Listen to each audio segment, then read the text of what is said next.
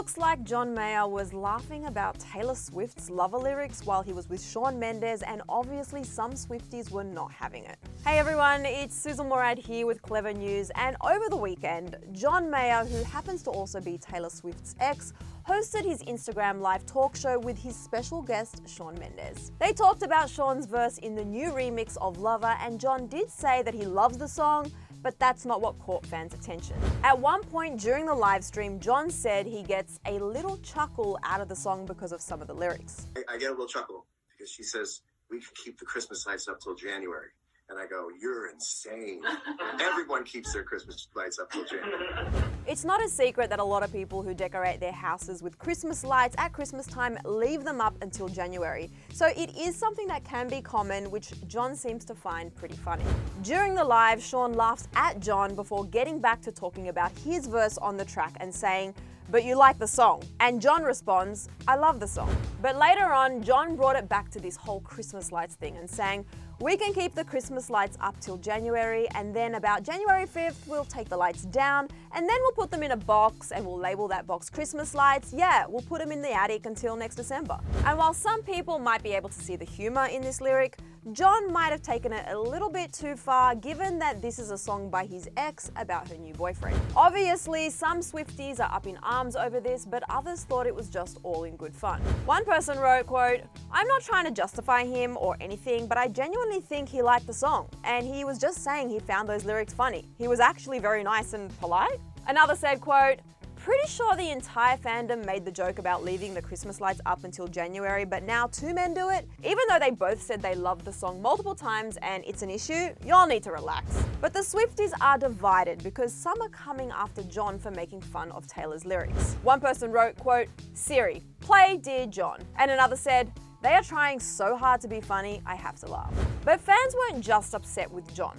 They were also a little bit upset with the way Shawn handled the situation. One person said, "Is this Shawn showing his true colors or something? Because yikes." Another said, quote, "I'm really disappointed in Shawn, WTF?" And another fan wrote, "Did he only become friends with Taylor to get Camila? Yikes." I mean, Shawn was a guest on John's show, and I can imagine it was probably going to be a little bit awkward for him to call him out in that specific moment. And to be honest, I feel like I can see Shawn looking uncomfortable when John started making his jokes, and perhaps that's why Shawn tried to take control by bringing it back to talking about the song. John said on multiple occasions that he actually really loved Taylor's song and seemed to just be making a joke, but I guess we'll never really know for sure what his intentions were unless he tells us himself. Both Shawn and John haven't commented on this fiasco just yet, and neither has Taylor. But something tells me that's because Taylor has way bigger things to deal with right now. As you all know, Taylor has been stuck in some pretty complicated drama between Scooter Braun and former Big Machine Records owner Scott Borchetta. In case you forgot, when Scooter purchased the label for $300 million, it included the rights to Taylor's entire music catalog recorded there, aka her first 6 albums. And as we all know, Taylor was not happy about this. I knew he would sell my music. I knew he would do that.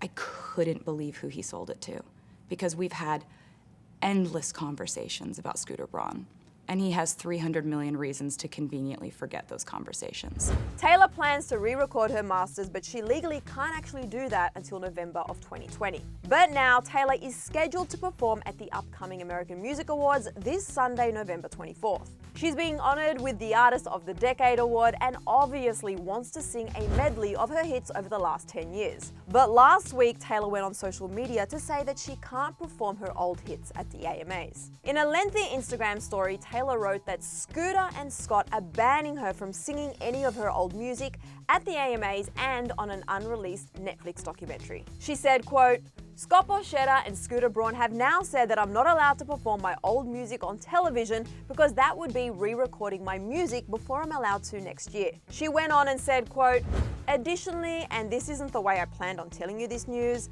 Netflix has created a documentary about my life the past few years. Scott and Scooter have declined the use of my older music or performance footage for this project." And if that wasn't enough to make matters worse, Scott is apparently trying to get Taylor to sign a new deal. They'll let her perform if, quote, I agreed to not re-record copycat versions of my songs next year, which is something I'm both legally allowed to do and looking forward to, and that I need to stop talking about Scooter Braun. But Big Machine label disagreed with Taylor's statement. The company, formerly owned by Scott Borchetta, now owned by Scooter Braun, released their own statement. Big Machine was claiming that Taylor is lying, saying that they didn't tell her she couldn't perform at the American Music Awards or block the Netflix documentary. And they are also alleging that Taylor owes them money. They said, quote, "The truth is, Taylor has admitted to contractually owing millions of dollars and multiple assets to our company, which is responsible for 120 hardworking employees who helped build her career." Their statement went on to say, "Despite our persistent efforts to find a private and mutually satisfactory solution, Taylor made a unilateral decision last night to enlist her fan base in a calculated manner that greatly affects the safety of our employees and their families." The statement continued to say, "Taylor, the narrative you have created does not exist. All we ask is to have a direct and honest conversation. When that happens, you will see there is nothing but respect, kindness, and support waiting for you on the other side. To date, not one of the invitations to speak with us and work through this has been accepted." According to TMZ, they report that Taylor owes Big Machine $7 million and has refused to pay them for more than a year, and that she reportedly owes the label music and video content as well. Well, following the statement released by Big Machine, Taylor's team clapped right back. Taylor's publicist Tree Payne spoke out via Twitter and pulled out the receipts, citing an October 28th email from the Vice President of Rights Management and Business Affairs at Big Machine Label Group.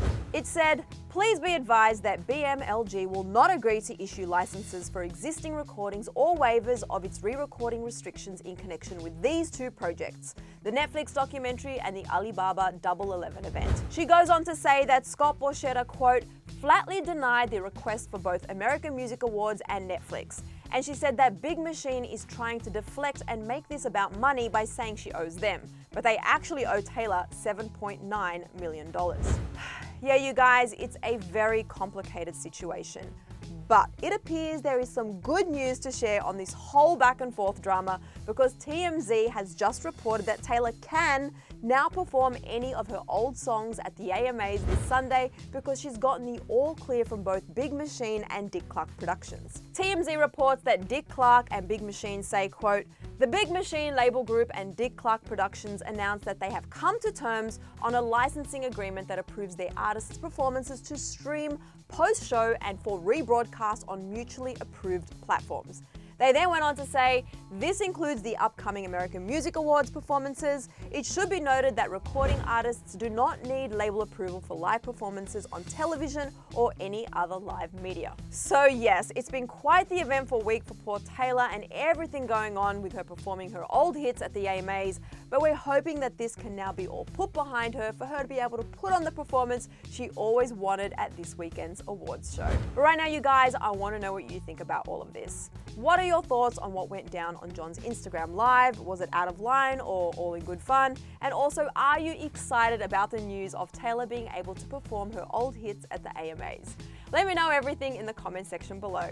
And while you're down there leaving comments, you guys, hit that subscribe button right there, and also hit the bell to be notified the second we post a new Clevver News update.